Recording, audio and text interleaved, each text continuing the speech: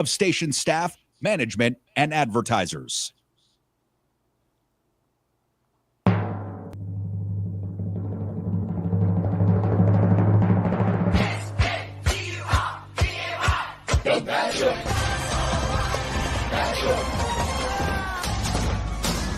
Liberalism is back in style. Welcome to the evolution. What if you knew Fox News was just lying to you? How could you watch when you know?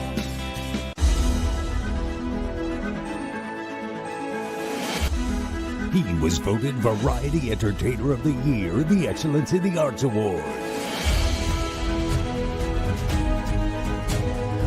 And is one of the highest Arbitrum, now Nielsen-rated talk radio hosts in Las Vegas. He is also a refreshing voice of logic and reason. Live from the entertainment capital of the world, Doug Basham. And good morning, my fellow wokes and Republican jokes. Thanks for joining me today. My name is Doug Basham, and welcome to the Doug Basham Show right here on KSHP in Las Vegas and on social media, and to a genuine demonstration of excellence in broadcasting. Hey everybody, great to see you all again. I am Doug Basham, your certified card-carrying member, in good standing, I might add, of the Enemy Within Brigade, also known as one radical leftist lunatic who needs to be handled by the U.S. military. I welcome you all to day 14 of Morning in America, morning spelled with a U, of course, as those of us who respect our Constitution grieve the loss of the great American experiment in self-governance and democracy, and anxiously await the stroke that just might save America and mankind. My website is dougbasham.com, last name spelled B as in Bob, A-S-H-A-M as in mayhem, dougbasham.com, my email, doug@dougbasham.com. That said, I extend a warm yet gloomy welcome to those of you listening on KSHP, AM 1400 and 107.1 FM on your radio dial here in Las Vegas. We are also broadcasting on YouTube, Facebook, Twitch, TikTok, and of course, X. Now, if you go to my website, again, dougbasham.com, you will discover it's all of one page. At the top, you'll find the show's logo. Underneath, 11 links, most to my social media sites, also one to contact me via email. The two links I would like to call your attention to the most are, 1, my YouTube page, and 2, my TikTok page. On my YouTube page, I would respectfully ask you hit the subscribe button. On TikTok, please hit the red follow button.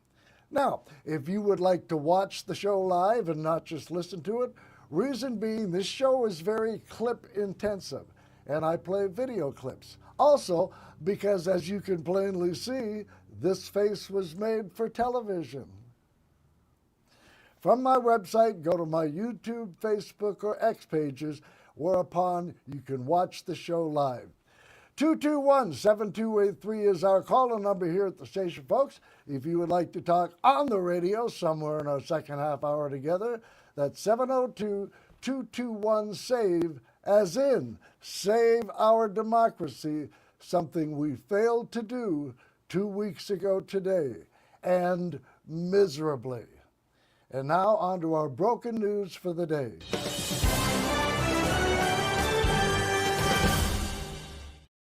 It is no secret, folks, if you want to be a member of Trump's inner circle, you have to align yourself with him and his predispositions. And what better way, after allegations of sexual assault surface to then raise the bar and have them turn into a rape accusation? I'm telling you, this Pete Hegseth has got game. A headline on the Washington Post yesterday carried the headline, quote, Defense pick Hegseth, paid accuser, but denies sexual assault, attorney says, end quote.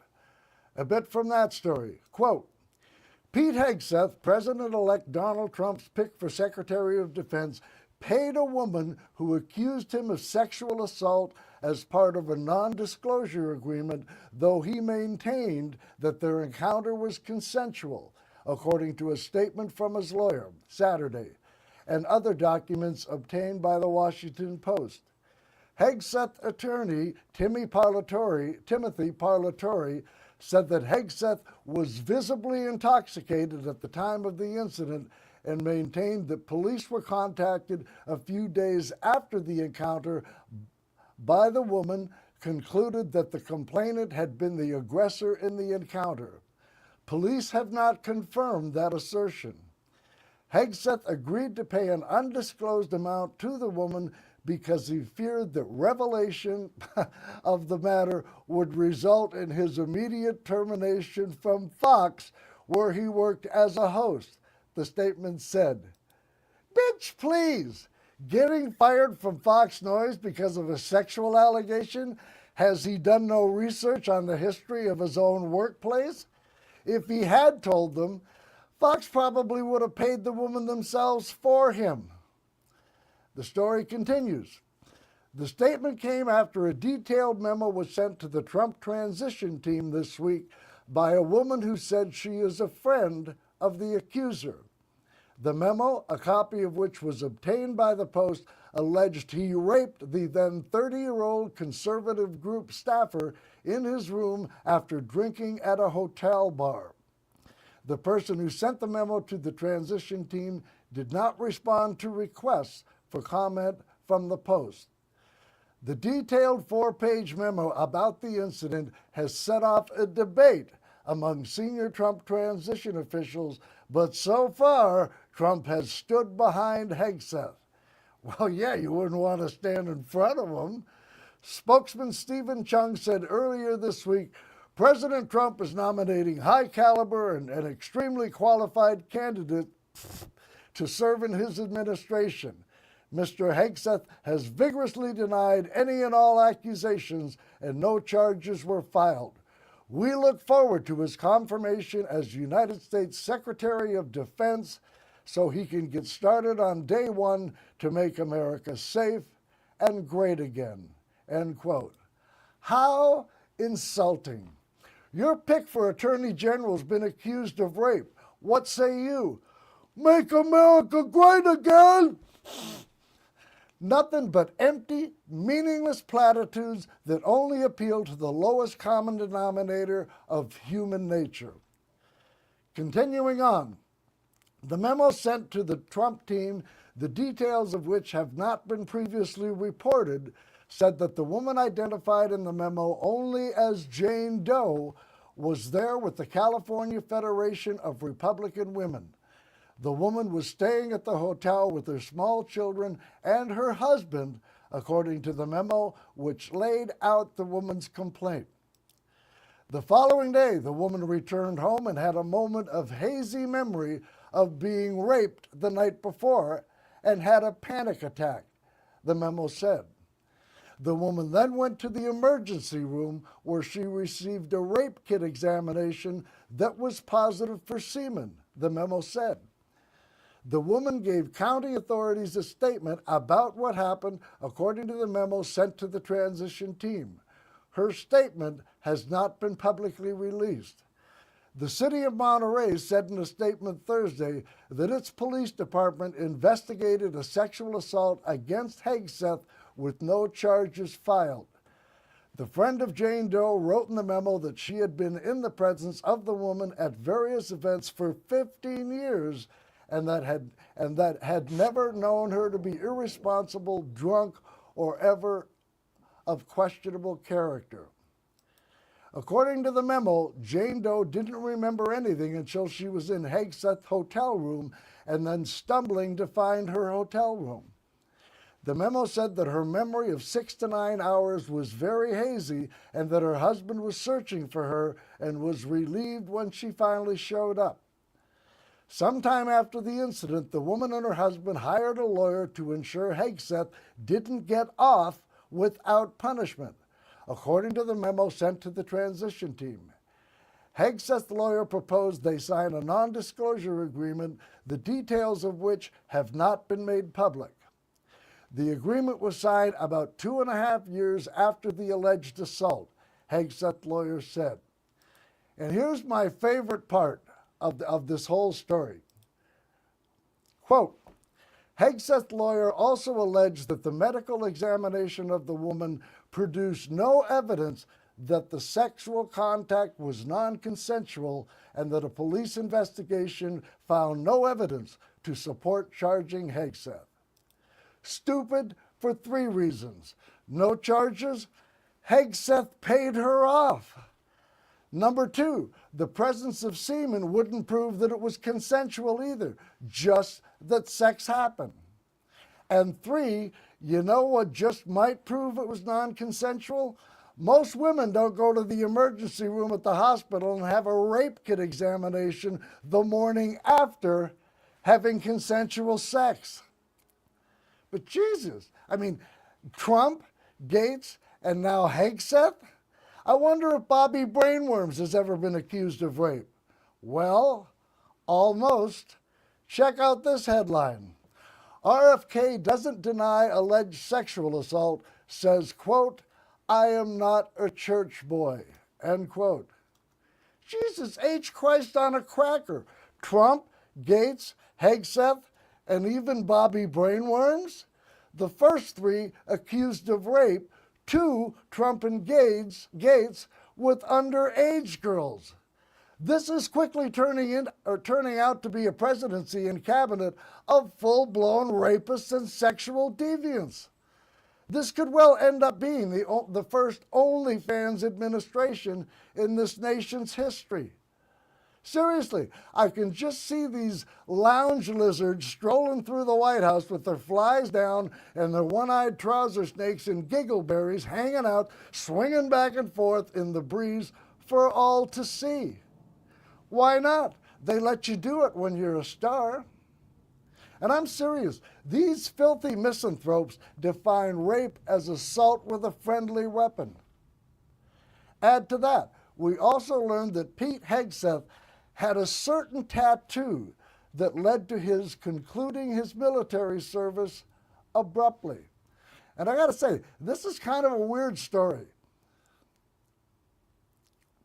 Wait a minute. I lost my note here. Okay, it turns out, where are my notes? They disappeared. Hold on, internal maintenance done right here.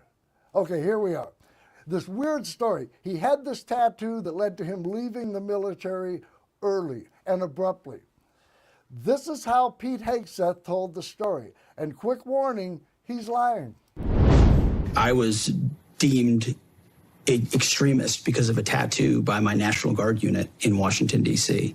And my orders were revoked to guard the Biden inauguration. A Jerusalem cross tattoo, which is just a Christian symbol. Is that the this is the one. Is that the tattoo? Yep, right here. This one is what got me disinvited, or I'd never had orders revoked before. I mean, listen, it's a standard deal. Well, as it turns out, the cross on his chest he just pointed to wasn't the reason Pete had his orders revoked. It was a tattoo on his arm. Oh, jeez. Now I just got a notice from TikTok, live access removed. What'd I do? Your access will be restored on November 26th. Oh, violation reason, misinformation. I don't know, folks. I'm really starting to question this whole social media scenario. Really? Misinformation on this show? I just played a clip in Pete Hegseth's own words, and I don't know. Houston, we have a problem. Anyhow, where are we? Oh, yeah. Turns out Hegseth, the tattoo he just pointed to on his arm wasn't the reason he was removed. A story in the Washington Post carried the headline, Pentagon picked left guard after being reported as possible insider threat due to tattoo. A bit from that story, quote, Travis Akers, then a naval intelligence officer, told the Washington Post that he looked further and spotted a close-up image Hegseth posted of his bicep months earlier that showed the Latin words Deus Vult. Researching the phrase online, Akers found that it was a Christian battle cry from the First Crusade in the Middle Ages. God wills it. Though the phrase remains in use among some ordinary Christians, especially Catholics, Akers said his research showed that it had become popular with the Proud Boys, Three Percenters, and other extremist groups that participated in the siege at the Capitol. As he was about to be deployed, Hegseth received a call from his superior officer ordering him to stand down rather than report for duty for the inaugural events. He has cited the episode in asserting that the military in which he served in 2 wars abroad and during riots at home following the death of George Floyd had become dangerously woke, end quote. Some comments on the latest Hegseth revelations. First, Betsy Woodruff Swan, national correspondent for Politico. And Betsy begins with a gem. I'm almost certain those who patronize the right-wing propaganda, fascist hate media isn't quick to tell them. Yeah, what's important to know here, of course, is that the concerns regarding Hegseth came from his fellow soldiers. It came from the unit that he was part of, the National Guard organization. Senior enough people above him in the chain of command believed that this tattoo that he had, again, regardless of the reasons that he got it, they were convinced that it was a symbol he could pose a threat going into the presidential inauguration. What's also important to remember here is that none of this is going to have any impact whatsoever on Trump's support for his nominee. Anything that people argue related to Hegseth, the accusations he's facing, the news that's coming forward that without a doubt is raising concerns more broadly about the way that he would lead the Defense Department, none of that is going to shape Trump's view because it very much points to the fact that Hegseth embodies Trump himself and the goals that Trump would have for the military. The fact that Hegseth has been accused of sexual assault, that's not going to slow down Trump. He himself, of course, faces those same accusations. The fact that Hegseth is accused of playing footsie with extremism, of supporting extremist rhetoric, either deliberately or inadvertently, that won't slow down Trump whatsoever either. And this story involving Trump and Hegseth is a microcosm of the broader shift that we're seeing going into this second Trump term in comparison to his first time in office. At this point in time, late 2016, early 2017, Trump was building out a cabinet that included some people from the national security establishment who were very, very much seen as normal, typical, respectable. We're talking about people like Jim Mattis, John Kelly, and shortly after Trump was inaugurated, also H.R. McMaster, who, of course, replaced his first national security advisor, Michael Flynn, who was removed in part because of very troubling connections that he had, troubling activity he was engaged in. Now it is so different. Right from the jump, Trump is filling his cabinet with people who very much channel his instincts, channel his political goals, channel his policy goals, and after his inauguration will be ready to hit the ground running, doing whatever Trump wants to see done on the part of these departments and agencies to advance his goals. And of course, if Hegseth is confirmed, the number one thing to watch for is how he instructs the Defense Department to cooperate with Trump's promise of mass deportations. When Trump is looking at DOD, that's one of the first things he's going to be talking about, how he can use the Defense Department on U.S. soil to help augment law enforcement activity. And of course, Trump sees Hegseth as a key person in that plan. Of course. Next, we hear from Paul Rieckhoff, founder of Iraq and Afghanistan Veterans of America. Paul was asked what Pete Hegseth, as the Secretary of Defense, would do to the military. It crushes morale. It creates consternation. It impacts recruiting and retention. But that's in part what they want to do. I mean, why? Pete Hegseth is a culture warrior. We've talked about this before. He's a very effective culture warrior. And Trump is sending him to the Pentagon to wage culture war on the Pentagon. And he said that wokeism is the problem.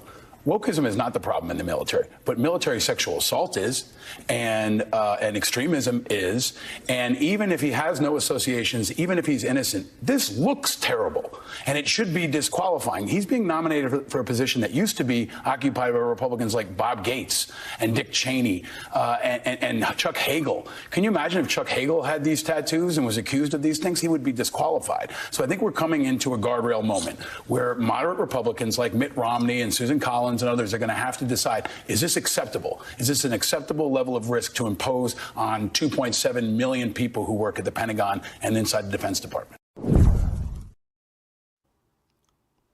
The former Democratic senator from Missouri, Claire McCaskill, had two great points. First one regarding Trump's intentions. The second concerning Hegseth saying he doesn't want women in the military.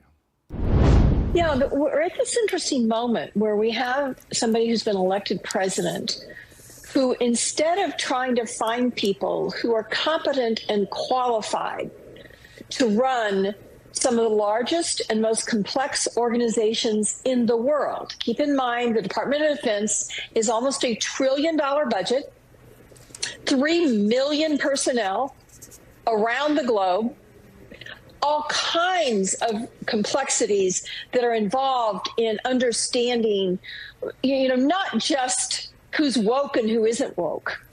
And by the way, taking down DEI does not make anything happen in terms of military readiness. It doesn't make any difference going forward. So what Trump has done, instead of finding really good, competent people, he's found people who will tear down these institutions. Not build them up, not run them, not make them work for the American people, but he's convinced his voters that the way forward is to tear down the institutions of America that protect them. The military, law enforcement, that's what he has done. And that's what this guy says he's going to do. And by the way, I can't wait until he talks to the Israeli defense minister about women in combat. Mm-hmm. There's primarily a woman battalion in the Israeli army that took on Hamas extremists in October of 2023. Mm-hmm. These women took out 100 Hamas militants in battle. I can't wait for him to lecture Israel about how woke they are, where women are required to serve in the military, and they've been serving on the front line since Israel was born. Damn. Them be some badass Israeli bitches, huh? And that reminds me, as a favor to my parents, I attended church as a young man. One day I saw a plaque on the wall with a bunch of names on it. I asked my minister who all the names were, and he said, those are the names of people from this congregation who died in the service. So I thought for a moment, and I asked him, which one, the 9 a.m. or the 11 a.m. service? Once again, we hear from Paul Reichhoff. We'll hear the question he's asked and his response. What is the implication for the military and for the military's ability to root out and protect men and women in the military from sexual assault if the person atop the department is an accused assaulter? Well, this is the cascading effect of the command climate that Trump himself has created.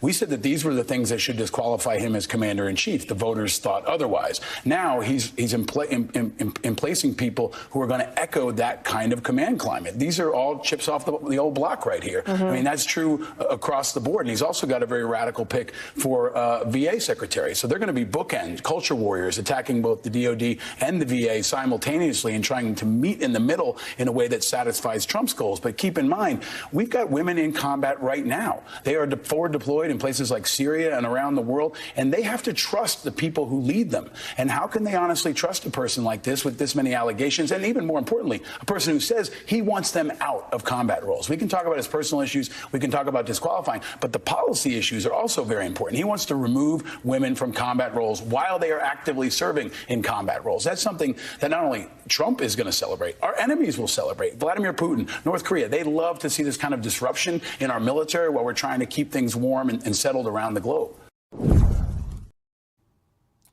And we'll finish this bit hearing once again from Claire McCaskill.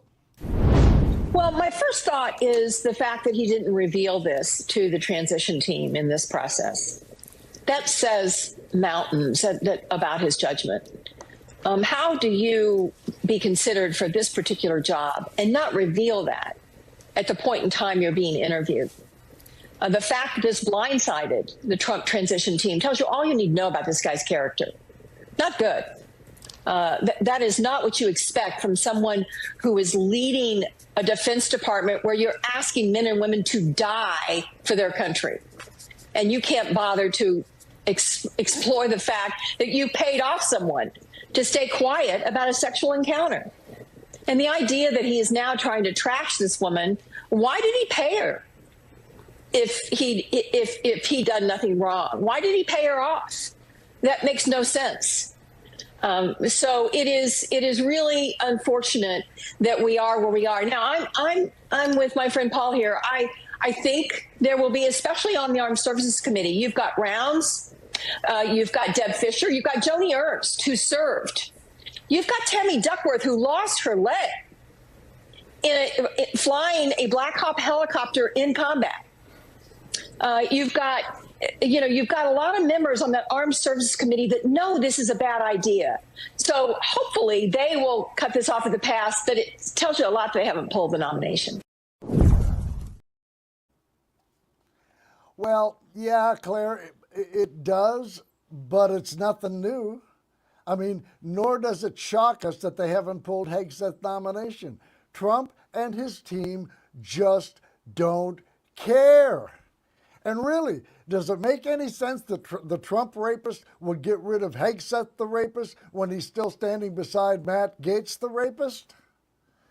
As for Hegseth not telling the team ahead of time, maybe he thought it wouldn't matter.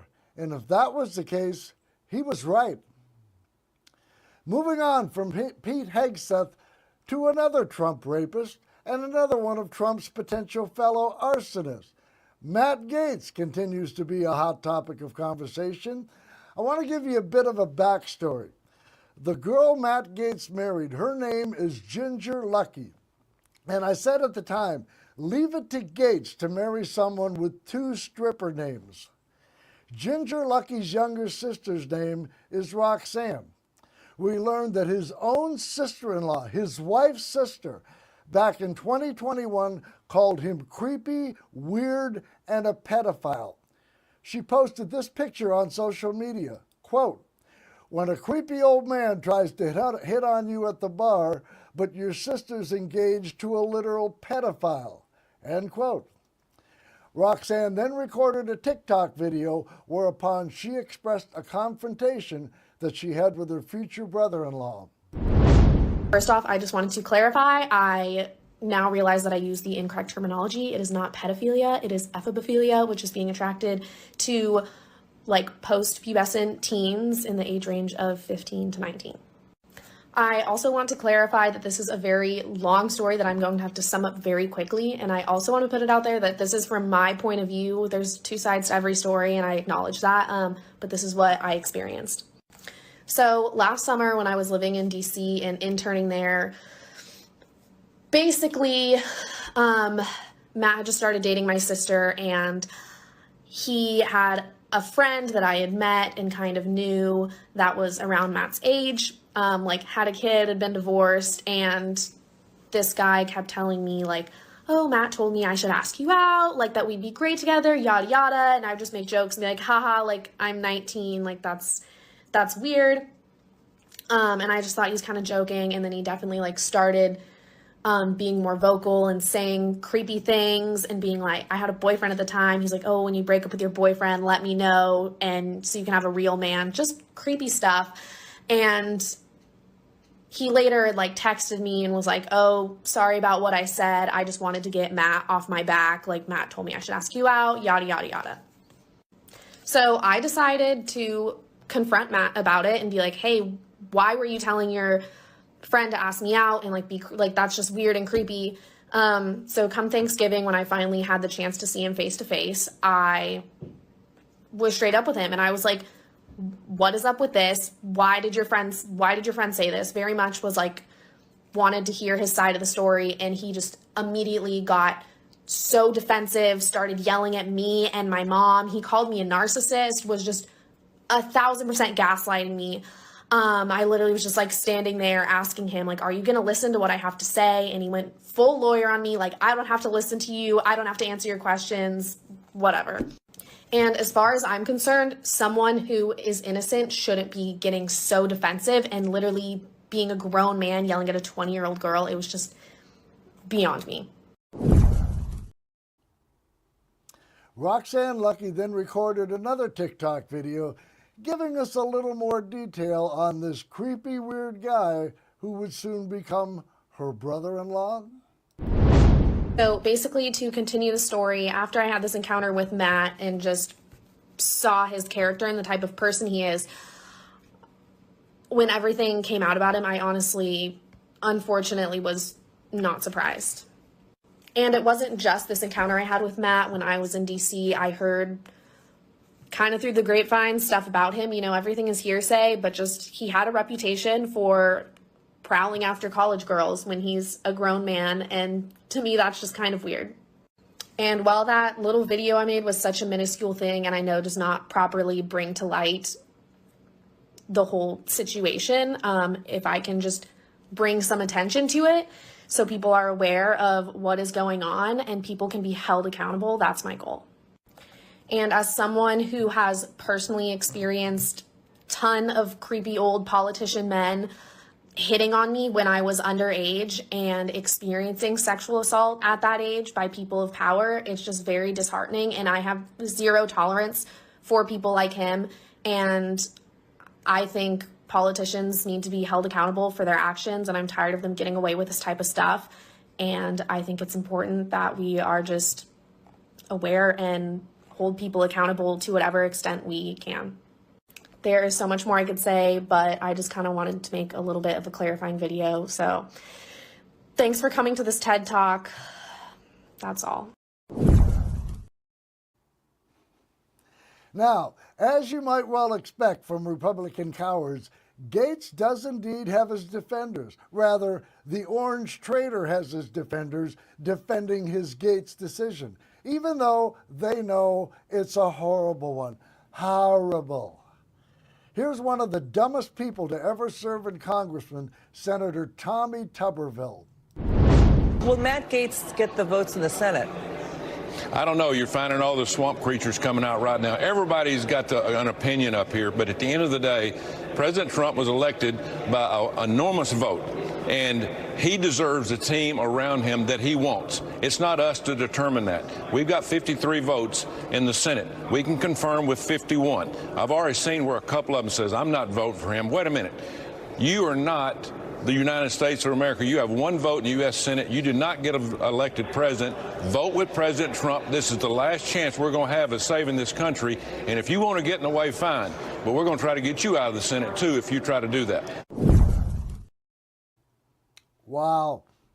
And then there's a congressman from Texas, and what a piece of work he is, Troy Nehls. Donald Trump he was in there. Everybody loves listening to him. He could have sat in there for another hour, 2 hours, 3 hours, and we'd all be listening attentively. He's the greatest thing since sliced bread. Would probably say to those in the Republican conference that have problems with Donald Trump, get over yourself, because Donald Trump's the leader of our party. Make no mistake. Donald Trump is the leader of our party, the American people. The Republican Party has spoken loud and clear. Now let's do everything to get behind the greatest president in my lifetime, Donald J. Trump. There's no question he's the leader of our party. So now he's got a mission statement, his mission, and his goals and objectives, whatever that is, we need to embrace it. All of it. Every single word. If Donald Trump says jump 3 feet high and scratch your head, we all jump 3 feet high and scratch our heads. That's it. The best thing since sliced bread, everybody just loved listening to him. More proof of how Trump has made it okay for people to not only be the worst possible versions of themselves and not only be proud of it, but to broadcast it loud and clear in public when there's cameras and microphones in front of you. And you know, for the entirety of my life, if anyone said to someone else, if someone tells you to jump, you say how high, that was never a compliment. That was said as an insult to their slavish acquiescence or misguided obedience to someone or something that didn't warrant it. But now, people think it's a badge of honor to actually verbalize that in public, and if Donald Trump tells them to jump 3 feet in the air and scratch their heads, they jump 3 feet in the air and scratch their heads. That's nothing to be proud of or to brag about. Not even a little, not a smidge. First, if someone were to ever tell you to do that, they would be insulting you and illustrating your abject cowardice and timid acquiescence. And they would be laughing at you for your humiliating compliance. It would not be a compliment.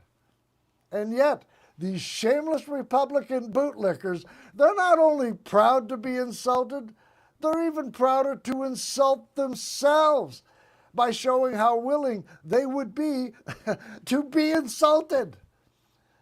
But the best thing since sliced bread? But hey, don't you dare call them a cult. In the conversation we heard earlier, Paul Rieckhoff was asked a question, and it centered around something that Pete Hegseth had said regarding the January 6th insurrectionists. See, these folks on the lawn, and there were more than I'd ever seen. These are not conspiracy theorists motivated just by lies. That's a bunch of nonsense that people want to tell us. These are people that understand first principles. They love freedom and they love free markets. And they see exactly what the anti-American left has done to America, indoctrinating our kids, opening our borders, canceling individuals, totally censoring entire viewpoints, all the double standards that exist in our country right now. Wow, that was quite the laundry list, huh? The anti-American left, opening our borders, indoctrinating our children, canceling individuals, censoring viewpoints. And I gotta admit, he gave us a new one. And I'm sure the goons that attacked our Capitol on January 6th did so because they thought free markets were under attack. That sounds a lot to me like Trump's enemy within rhetoric, doesn't it? And likely the last person we want in charge of a government agencies, let alone one as sprawling and important as the Department of Defense. Now we'll hear Paul Rieckhoff's comments. None of this is normal. None of this is acceptable. And none of it's inevitable. I actually think that Trump has made a miscalculation here by nominating so many of them early, because somebody like Hegseth, he got nominated a week ago. It could be 2 months before he has actual hearings. And there are plenty of people in the media and in Congress who are going to start to try to hold the line, at least I hope, for some semblance of ethics and integrity, especially around institutions like the Pentagon, where integrity... What does that look like? I mean, because I guess I take your point, and Trump hates bad press, right? Like, that's his standard for everything, a war, a nominee, a policy. I mean, what is your sense of what it would take to tank either of those nominations? We have no idea what's yet to come. And I think that's really important. I mean, it's clear now how many people hate Gaetz even within his own party. So Trump is creating a fight that maybe he didn't have to have. But I think what he's also trying to do is just wear everybody out. I mean, Bannon's talked about flooding the zone. And plenty of people are defeated and they're still licking their wounds, and he's rolling forward while everybody else is trying to figure out how to re-strategize. So I think it's a test for our democracy, for our press, for Congress, for the Republican Party. I do believe there are some people in there who still care about ethics, who still care about our institutions, who will put up a stand. Maybe Mitt Romney, maybe Susan Collins, maybe Mark Wayne Mullin. I don't know who that person's going to be, but I think especially around the Pentagon, that they understand how serious that is. I don't think you can throw them all in one big lot, and recognize that we have 2 more months to go for them to further disqualify themselves. And they're trying to wear America out. That's really what he wants us to do, is throw up the white flag and say, all right, we're okay with Matt Gaetz. We're okay with Pete Hegseth. No, we're not. This is not acceptable. This is not normal. And it's a national security risk. Let's remind everybody that this is a legitimate national security risk if we have a person who supported insurrection running the Department of Defense. I agree with you on all the substance, but I guess on year 9, I've never seen Republicans. I mean, Mitch McConnell went to the well of the Senate and said Trump was guilty of everything for which he was impeached, and I will do nothing. Yeah, I mean, there are plenty of whistleblowers yet to come. Jane Doe may speak out any day now, right? We held our breath for people like Mattis and Kelly and so many others to speak out against Trump. But I think this is a lot more personal. Mm-hmm. There are some people that have personal issues with Hegseth, have personal issues with Gaetz. And, you know, revenge can be a mother, right? I mean, there's plenty of people who want a piece of Matt Gaetz and they want the whole world to see it. So I'm never underestimating the power of a political party to eat its own. Yeah. And that might be what we see over the next couple of weeks. That's super interesting. Yeah, it is super interesting. He said he never underestimates a political party to eat their own. Well, just before I went on the air today, I saw this article. Let me see if I can bring it up. It was posted on X by Republicans Against Trump. Here's what it says, quote, breaking, Marjorie Taylor Greene threatens to expose all of Republicans' sexual harassment and assault claims if the House Ethics Committee report on Matt Gaetz is released. She said, quote, all your sexual harassment and assault claims that were secretly settled, paying off victims with taxpayer money, if we're going to dance, let's all dance in the sunlight. I'll make sure we do, end quote. Does it make me a bad person to say I'm on Marjorie Trader Trash 8 Toes Green's side on this one? CBS News had a new report on the aforementioned Matt Jailbait Gaetz. Let's give it a listen and dissect it. News about the man President-elect Trump wants to lead the Justice Department as the chief law enforcement officer of the United States. Tonight, a lawyer for 2 women tells CBS News that Matt Gaetz paid them to have sex with him, and that one of his clients says she witnessed Gaetz having sex with a minor at a Florida house party in 2017. Gaetz abruptly resigned from Congress last week after he was chosen by Trump to serve as his attorney general. That resignation paused the release of a House ethics report on Gaetz. Well, now those members of Congress are under pressure to make that report public, and they're set to meet again this week. Now, this is unfolding as Trump's pick to serve as defense secretary, Pete Hegseth, is now admitting to paying a woman who accused him of sexual assault to stay quiet. Now, both of these men, I should say, deny any wrongdoing. CBS's Major Garrett spoke with the attorney representing 2 of the women who say they had sex with Gaetz for money. In this gated community in Orlando in July 2017, former Congressman turned Attorney General pick Matt Gaetz attended a party where his conduct has raised questions, legal and ethical, for years. The House wanted to know if he was taking precautions, so there were no cell phones allowed. Joel Leopard represents a woman who says she attended knowing she would be paid to have sex with guests. She arrived at the party. She had sex with Representative Gaetz within minutes of her arrival. Later on, when she was walking out to the pool area, she observed to her right Representative Gaetz having sex with her friend, who was 17 at the time. And on this question, she's absolutely sure. She's absolutely certain that she observed, seeing her friend and Representative Gaetz having sex against what she described as a game table of some sort. Leopard said she and another woman he represents alleged they attended between 10 and 15 parties and were compensated for travel with Gaetz to the Bahamas and New York. He says the committee has Gaetz's Venmo and PayPal transactions that allegedly show payments for sex and text messages where he refers to illegal drugs in code words. Now, thus far, very little of what we've heard is new. Back 3 years ago, when I was doing a weekly show for another YouTube channel, I did more than one bit on Matt Gaetz's Venmo and PayPal accounts, the text messages, paying for sex, his purported illegal drug use, and him having sex with an underage girl, which, for some reason, is the way the media keeps reporting it. Sex with an underage girl. Isn't having sex with an underage girl, even if she consents, isn't that rape? So that's my first point. My second point is I couldn't disagree more with every host of every political show I watched yesterday. They all said the same thing, that this information is important because it could give leaders of foreign countries leverage over Gaetz, Hegseth, and even the Orange Trader, and it could set them all up to be blackmailed. I say hogwash. And here's my position. And again, I'm the only one I've heard say this. Although I haven't actually said it yet, I'm about to. You know what I mean. And again, this is why you watch and listen to this show, because you will hear things on this show you won't hear anywhere else. But here's my position. I contend that you cannot blackmail someone, A, who has no shame, and B, who just doesn't give a shit. Firstly, you can only blackmail someone with information that only you possess and that no one else knows, and that if you revealed it would kill their careers. As for this Matt Gaetz story, everything has been known for years.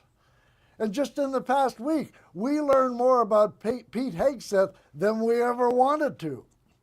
We know pretty much everything we need to know about these two guys' sex lives. At this point, even a pee-pee tape wouldn't garner a headline. And unless you have proof that they secretly killed someone, how in the holy hell are you going to blackmail this group? And further, the depths to which this country has sunk in the era of Trump, I'm not so sure even that would kill their careers. Their defenders, and there are millions of them, would claim the tape is fake, Democrats and or the deep state are lying and cheating, just another hoax, witch hunt. You know the drill. The CBS report continued. He says the committee has Gaetz' Venmo and PayPal transactions that allegedly show payments for sex and text messages where he refers to illegal drugs in code words. Representative Gaetz would use terms like, can you make sure that there are party favors present, or who's in charge of the party favors? Gaetz has denied all wrongdoing. I have not had a relationship with a 17-year-old. Wow. And here's something else I'm willing to bet you haven't heard anyone else say. Man, I'm just full of myself today, aren't I? Not without good reason. And what you just heard were carefully chosen words by a lawyer. I have not had a relationship with a 17-year-old. And no one is saying you did, Matt. Witnesses are saying you had sex with a 17-year-old. And I couldn't help but notice you did not say, I did not have sex with a 17-year-old, only that you didn't have a relationship. Big difference. I've had sex with plenty of women in my life with whom I've never had a relationship. They used to be called one-night stands. Today, I understand some of them are called marriages. The report continued. I have not had a relationship with a 17-year-old. Under Trump Attorney General Bill Barr, the Department of Justice launched an investigation into Gaetz in 2019, but last year the Biden Justice Department informed him it would not be bringing charges. And of course, inquiring minds want to know, when Attorney General Merrick Garland informed Gaetz he would not be indicting him, did Garland cry? He cries at everything else. And speaking of crying, just a few weeks ago, I saw a 4-year-old crying and she was all alone. I asked her, are you okay? Do you know where your mommy and daddy are? Sobbing, she said no. I just love doing volunteer work at the orphanage. One night I walked in on my ex-wife and she was sitting on the edge of the bed crying her eyes out. I asked her, what's wrong? She said, I just had a dream where a prince took me from you. And I said, oh, honey, relax, it was just a dream. To which she replied, I know, that's why I'm crying. I remember when my son was little and he asked me where rain came from. I told him it was God crying. And then when he'd asked me why God was crying, I told him it was probably because of something you did. And as a little boy myself, I remember crying my eyes out when my dad chopped up onions. Onions was such a good dog. And several years ago, my then girlfriend lost all her hair during chemotherapy, and she was crying for hours. And I said to her, why are you so upset? I'm the one that's got to find a new girlfriend. And things have been so bad since the election, I actually broke down and started crying to the song Only God Knows Why. I've officially hit Kid Rock bottom. I also cry whenever I'm about to get intimate with a woman. Any good tips on dealing with pepper spray? And I have an acquaintance of mine. He cries every time after sex. He hates prison. The CBS report continued. Last year, the Biden Justice Department informed him it would not be bringing charges. Congressman from Florida is a great guy. Trump is sticking by Gaetz. Some Republican senators have called on the Ethics Committee to release a report on its investigation, while Democrats have said they might seek testimony from witnesses. Now, I'm no legal scholar, but given they have 2 months in which to, what? Schedule hearings, invite these witnesses, perhaps subpoena them, conduct hearings, question these witnesses, if, excuse me, if they can even get them to appear, and Democrats are at the point where they're just considering seeking testimony from witnesses, they might seek testimony, don't want to rush into anything, don't want to make any rash decisions. I mean, take your time, guys. You got a whole whopping 2 months until our democracy dies. Think it over some more, just to be sure. This sounds to me like typical Democratic weakness. In fact, it doesn't sound any better to me than, frankly, them writing sternly worded letters. Am I wrong? While Democrats have said they might seek testimony from witnesses. I gather they're frightened about having their identities revealed. Absolutely. They've been through heck, let me tell you. He says they want the Ethics Committee to release its findings. And the American people would know, and they could decide if that's the person they want to be the next Attorney General of the United States. An official with the Trump transition team did not respond to a request for comment. One source familiar with Gaetz' legal position questioned the credibility of these women and argued their recollections would not have withstood cross-examination in court had it ever come to that. Nora? First, no matter how damning the report is, the American people don't get to decide who they want as Attorney General. It's not an elective position. A group of 100 senators comprised of bootlicking Republican liars and cowards and old, timid, don't want to rush into anything Democrats, they will make that decision. And who exactly is this quote-unquote source you mentioned, Major, who said these ladies' testimony wouldn't stand up to cross-examination in court? Is he an attorney? Has he been privy to all the sworn testimony that these women have given under oath? Or is he just another shameless Trump world liar and bootlicker doing what Trump world liars and bootlickers do? Lie. In this case, concerning Matt Gaetz in order to defend Trump's choice of Gaetz. And if their testimony wouldn't hold up in court, why is Mike Johnson doing everything he can to prevent the release of the House Ethics Committee's report? Again, inquiring minds want to know. And here's something else I'm curious about. The House Ethics Committee is made up of 5 Republicans and 5 Democrats. Of the 5 Democrats, I've heard of 2 of them. The other 3 don't know them from Adam, never heard of them. But where are they?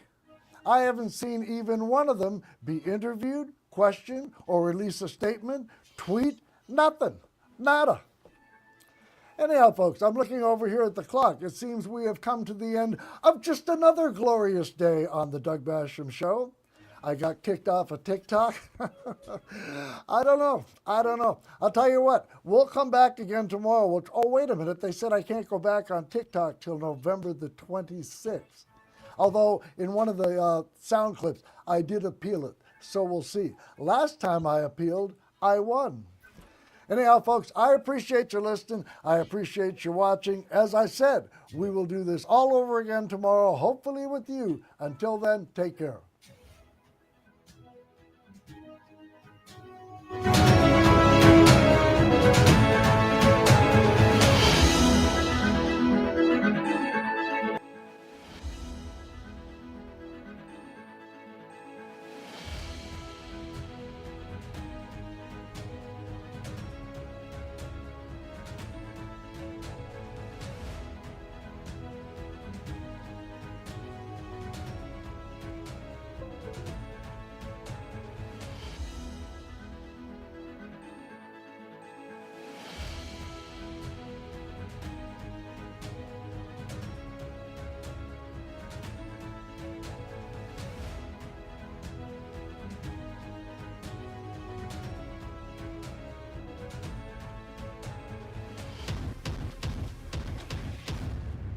Doug Basham.